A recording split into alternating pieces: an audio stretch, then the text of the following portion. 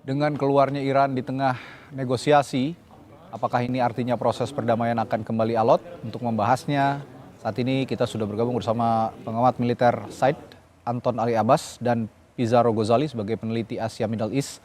Selamat malam Mas Pizarro, Mas Anton. Selamat malam Mas Radi. Saya ke Mas Anton dulu deh. Mas Anton, kira-kira dengan mundurnya ataupun walkoutnya Iran dari proses negosiasi, kira-kira ada nggak implikasi militer dari keluarnya delegasi Iran? Misalnya dengan meningkatnya risiko eskalasi di Selat Hormuz, Lebanon, atau front line?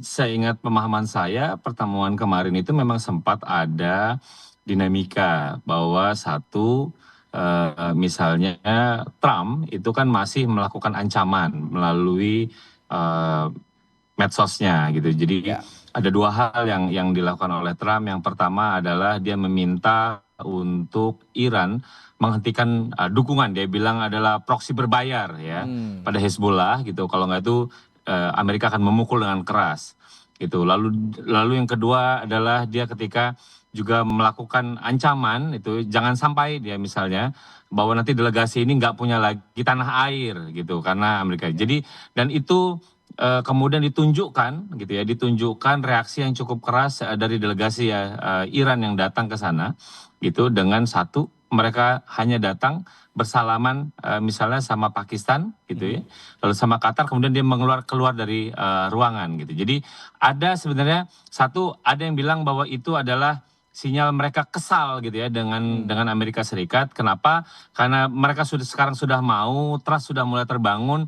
Kenapa kemudian Trump gitu ya masih dengan pola mau melakukan ancaman di tengah dinamika negosiasi dan diplomasi gitu. Jadi mereka protes, walaupun juga di sisi lain Vance itu mencoba untuk mengelola kondisi gitu. Jadi Vance memang dari awal stance dia cukup kuat, cukup solid untuk dia menolak perang stance-nya, sehingga kemudian ketika ada kabar bahwa dia negosiasi batal gitu karena dia tertunda datangnya, kemudian tadi dia bilang ini cuma hal teknis saja gitu. Jadi seingat saya delaynya tadi sekitar 80 menit ya, 80 menit yang kemudian itu tetap kemudian perundingan itu terjadi. Walaupun misalnya Mas Radi yang harus dicatat adalah Iran itu menolak pada sesi foto bersama. Ya, hanya pada sesi foto bersama ya. Gitu ya. Menolak tampil sesi bersama foto bersama begitu. Dia nggak mau gitu, nggak mau hadir. Tapi bagi saya itu memberikan sinyal bahwa Iran yang datang kali ini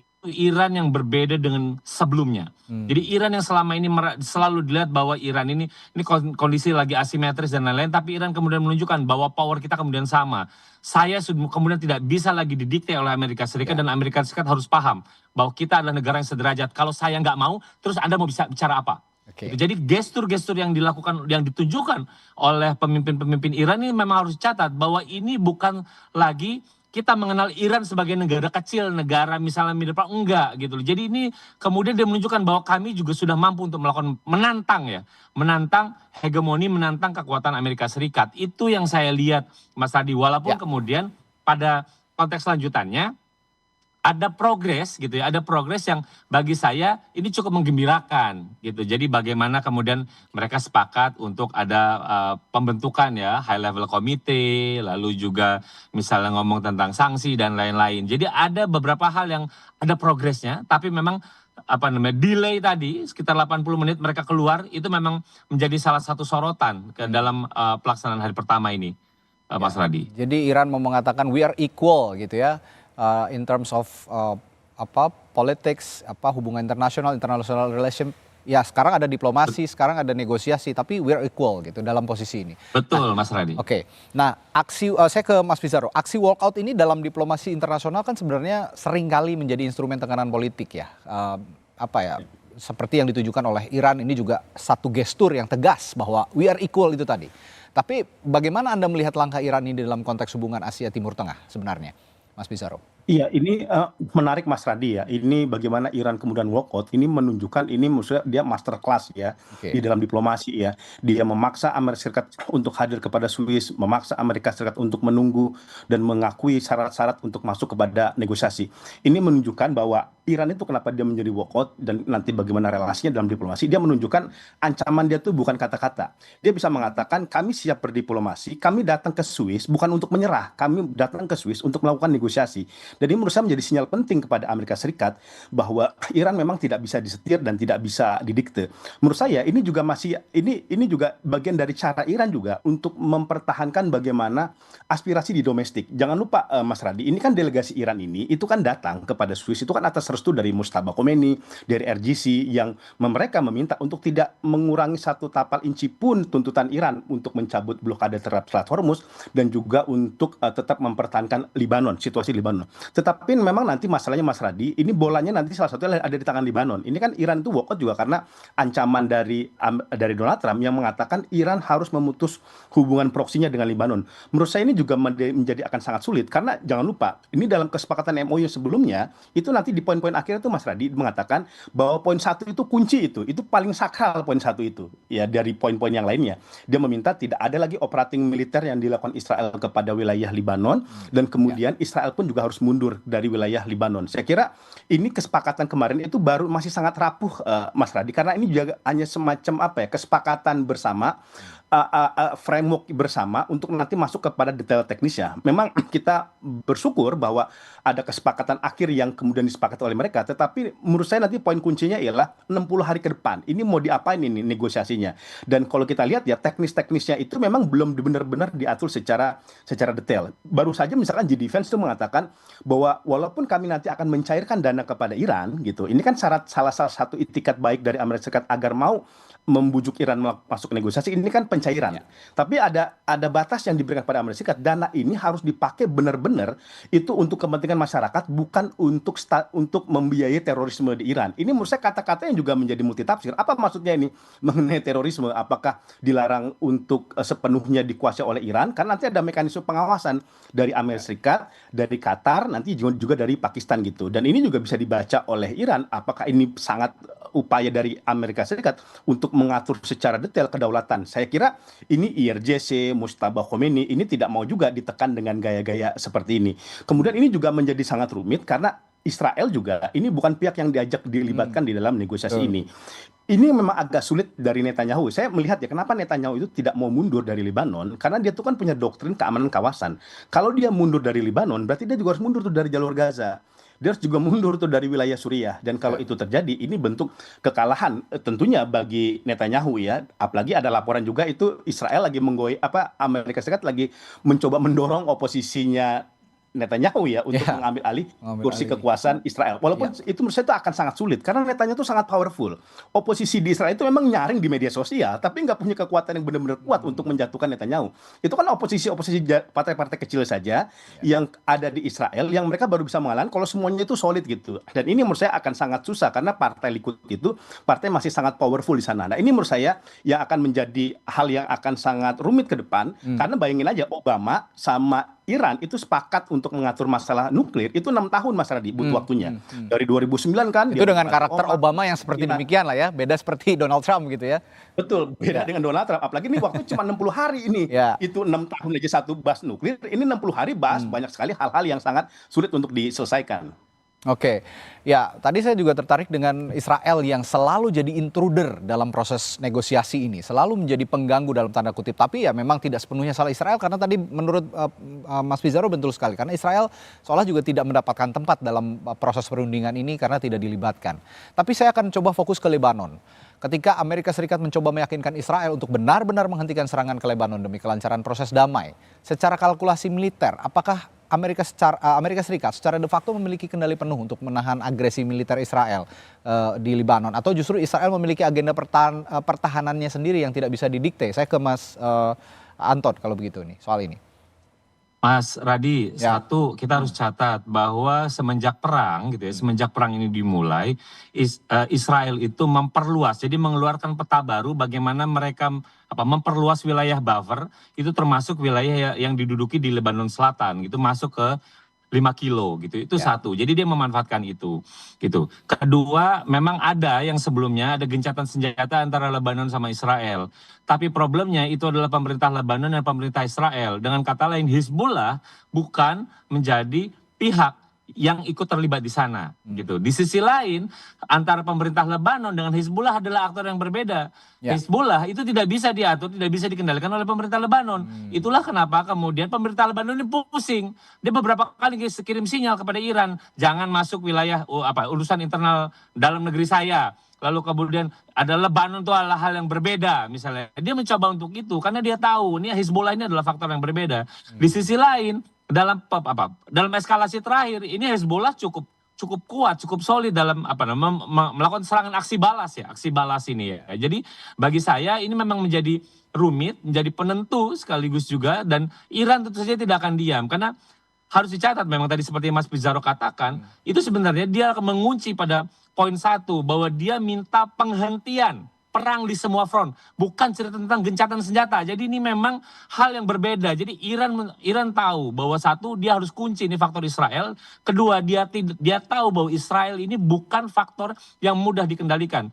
Di sisi lain, Mas Radi juga harus paham bahwa ini tuh di Israel itu kan mau pemilu. Ini Ya. pemilunya ini kalau secara normal akan berlangsung pada bulan Oktober. Tapi jangan salah, misalnya kita bilang pemerintah hari ini di Israel, itu adalah pemerintah koalisi. Jadi kalau misalnya koalisinya bubar, pemilu yang dipercepat. Apa potensinya pemilu dipercepat? Satu, partai Likudnya kalah. Dengan kata lain, Benjamin Netanyahu mungkin akan diganti. Gitu. Yang kedua, bisa jadi Benjamin Netanyahu akan duduk di kursi pesakitan. Kenapa? Ada kasus korupsi. Gitu. Jadi dengan kata lain, ini cerita Israel kenapa dia ngotot, ini urusan domestik, Mas Radi. Gitu. Jadi bagaimana dia mencoba untuk menggait, mengumpulkan dukungan dari publiknya di tengah ini lagi mau kampanye, Ya. lagi mau pemilu. Di sisi lain, lebih dari 90% publiknya itu menghendaki dan mendukung perang terhadap Iran, Ya. gitu. Jadi mau tidak mau yang namanya Benjamin Netanyahu itu siapapun pemerintah yang berkuasa di Israel sekarang itu pasti akan mendukung dan selalu akan mencoba untuk mengganggu perundingan ini. Kenapa? Ini urusan domestik, Mas Domestik, Randi. Ini Israel. akan jadi sulit untuk Ya. kita lihat. Jadi memang mau Oke. tidak mau Trump harus bekerja lebih keras gitu, meyakinkan dan mengontrol Israel, Mas Radi. Oke, termasuk pernyataan terbaru dari Netanyahu yang mengatakan bahwa sampai kapanpun pengembangan uranium di bawah kepemimpinan saya, Israel tidak akan terjadi di Iran. Dan dia juga mengatakan di rezim saya akan ada kejatuhan Iran. Nah, ini juga salah satu bentuk kan bahwa cywar terhadap Iran ini memberikan efek positif terhadap, dalam tanda kutip ya, efek positif terhadap elektoralnya Netanyahu yang menghadapi pemilu pada Oktober nanti. Nah, dalam proses negosiasi antara Amerika Serikat dan Iran ini, tadi juga sudah dikatakan oleh kedua narasumber ya, Mas Pizarro dan juga Mas Anton, bahwa ini akan sangat alot dan jadi kerja kerasnya Donald Trump untuk bisa meyakinkan Iran.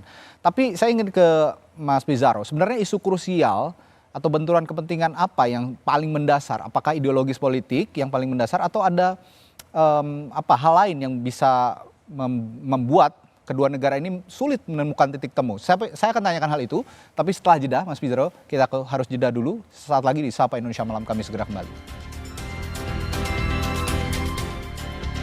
Kita lanjutkan diskusi kita malam hari ini. Tadi saya bertanya ke Mas Pizarro soal alotnya negosiasi antara AS dan Iran ini yang saat ini sedang dilangsungkan di Swiss.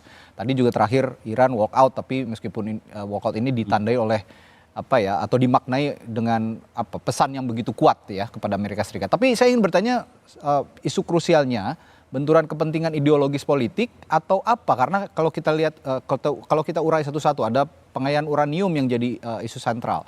Lalu juga soal tadi Israel yang harus menghentikan serangan ke Lebanon dan lain-lain. Nah, Anda melihat ini kepentingan ideologis politik atau apa kira-kira, Mas Pizarro?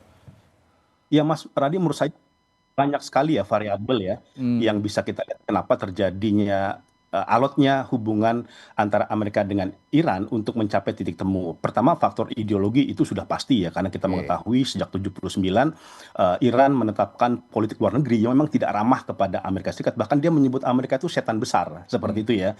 Yang itu yang pertama. Yang kedua juga ada aspek soal keamanan. Ini masalah isu nuklir dan juga uranium. Ini kan sebenarnya udah dipersoalkan Amerika sejak lama ya, bahkan sejak tahun 2000-an ya, tekanan untuk agar Iran itu melucuti nuklirnya itu sudah digaungkan gitu. Karena menurut saya ada beberapa faktor. Pertama, kita mengetahui Iran ini secara diametrikal dia bukanlah bagian aliansi geopolitiknya dari Amerika Serikat. Kedua, kalau Iran itu memiliki nuklir, Mas Radi, itu akan terjadi perlombaan kepemilikan senjata nuklir di kawasan. Saudi pasti akan minta juga, kalau Iran punya kenapa saya nggak punya gitu. Makanya kan kemarin Donald Trump mengatakan dia membolehkan sedikit mengizinkan Iran punya rudal balistik, karena kata dia mengatakan saya juga tidak adil karena negara-negara itu punya rudal balistik, masa Iran enggak gitu. Ini juga yang dikhawatirkan Amerika Serikat akan terjadi perlombaan senjata nuklir. Kalau Saudi punya, Qatar punya, Uni Emirat punya, Amerika Serikat nggak punya relevansi lagi tuh di Timur Tengah, Mas Radi.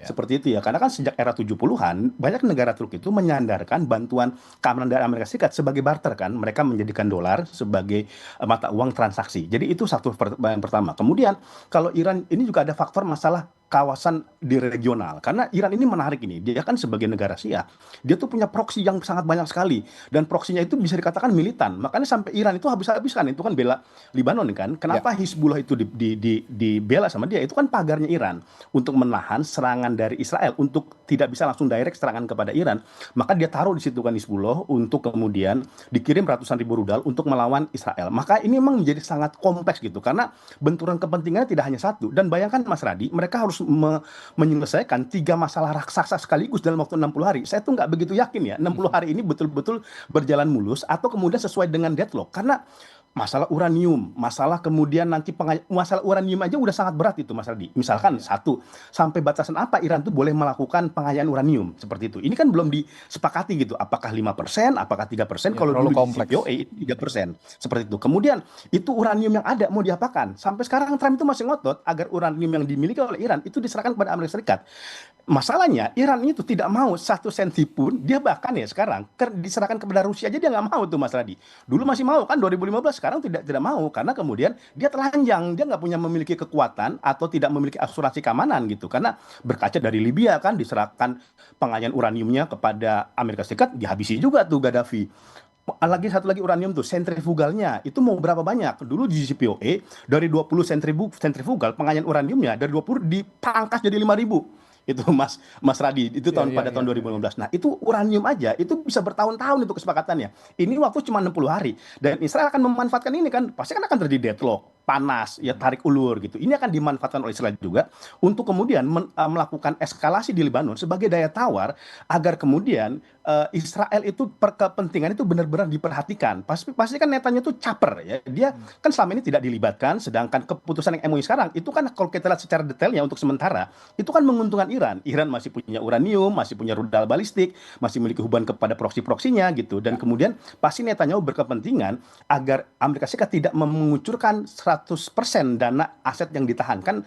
Menurut laporan ada 100 miliar itu Mas Radi, bayangkan itu 50 miliarnya diserahkan kepada Hizbullah aja, itu udah ketar-ketir itu Hizbullah seperti itu ya. Nah makanya Israel gitu. Nah ini menurut saya ini benturannya tidak hanya ideologis, ada faktor keamanan, ada faktor aliansi geopolitik gitu ya, ada masalah keamanan di maritim gitu. Karena jangan lupa kenapa Amerika Serikat itu ngotot memblokade Hormuz, karena dia tuh ada rencana sama Israel bikin jalur perdagangan baru tuh. Dia nanti akan memotong wilayah jalur Gaza untuk membentuk kanal terusan terbaru beraliansi dengan India. Jadi ini faktor-faktor geopolitiknya sangat banyak sekali dan ini membuat menjadi semakin rumit Mas Radi. Ya ini artinya juga apa ya, kondisinya masih complicated untuk Middle East dan juga Asia sebenarnya ya dengan kondisi seperti ini. Saya ke Mas Anton lagi. Mas Anton, begini, Amerika Serikat ini kan sepertinya ya, ini kalau dugaan saya, mungkin Mas Anton punya perspektif lain. Amerika Serikat ini dalam posisi seperti sekarang, masuk ke meja negosiasi perundingan dan juga menarik pasukan dari Selat Hormuz misalnya. Ini kan satu bentuk dalam tanda kutip kekalahan untuk Amerika Serikat. Tapi dalam posisi seperti saat ini dengan Donald Trump yang juga punya kepentingan politik di internal Amerika Serikat yang sekarang juga sedang menghadapi pemilu, kira-kira Amerika Serikat masih punya dignity nggak di dunia internasional? Masih punya wibawa tidak di dunia internasional? Ya, memang Mas Radi, kalau kita lihat dulu bahwa perundingan kali ini itu kita harus apresiasi ada banyak progresnya. Oke. Kenapa? Kalau misalnya kita lihat nih dari model-model perundingan dengan Amerika Serikat, antara Iran sama Amerika Serikat gitu. Pertama, fase dengan Oman itu modelnya shuttle diplomasi, Oman bolak-balik penyampai pesan.